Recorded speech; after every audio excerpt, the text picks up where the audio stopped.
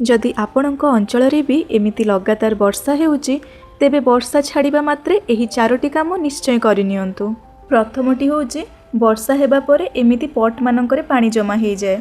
वर्षा छाड़िबार अध घंटाए रु घंटाए भितरे ए पानी सबु आपे ड्रेन हो जाए। किंतु तथापि जदि आपणक पानी ड्रेन हो नाही ताहले आपण ताको एमिति काढी नेबे आउ तार ड्रेनेज होल को भल भाबरे चेक करिवे। जदि ब्लॉक हो जाए थाए ताको क्लियर करि नेबे। सेकेंड नंबर उपायटी होउची गछर जो सब पत्र गुड़ाक सुखीगलाणी किंबा खराब हो गलाणी ताकू एमिति बाहर करि नेबे। आपण जदि से पत्र को बाहर न करंती ताहले कैटरपिलर आउ अन्यान्य कीट मानक पई सेडा तांकर घर बनि जिवो आ से माने से खराब पत्र रहिबे आउ भल पत्र को नष्ट करिवे। आउ 3 नंबर उपायटी होउची मझिरे मझिरे आपण पट को एमिति ओलटाई कि तार ड्रेनेज होल को चेक करिवे। देखंतु जेमिति मोर ए पट रे चेरो सब बाहरी की पळे आछी ता ड्रेनेज होल को ब्लॉक करि देइची। सेतिपई एहा को चेक करिबा निहाती आवश्यक। आउ एमिति चेरो गुडा को आपण सब बाहर करि नेबे।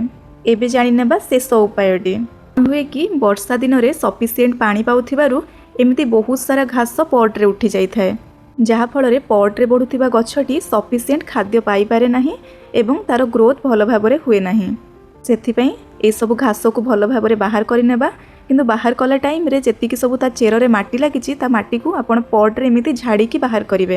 आउ कोन हुए ना कंटिन्यू वर्षा पई सूर्यालोक न पाई कि माटीर ऊपर भागटा एमिति ग्रीन किंबा कला कलर हो जाए। सेथिपई ऊपरर माटी को हालुका करिबा निहाती आवश्यक।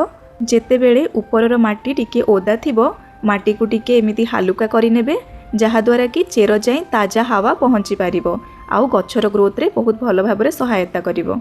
एमिति छोट छोट उपाय ही वर्षा दिने गछ को भल भाबरे बढ़िबारे सहाय्य करिथाए। तेबे आपण वर्षा दिन रे केउ सब उपाय करंती गछ को सुस्थ रखिबा पई कमेंट निश्चय जणाइबे।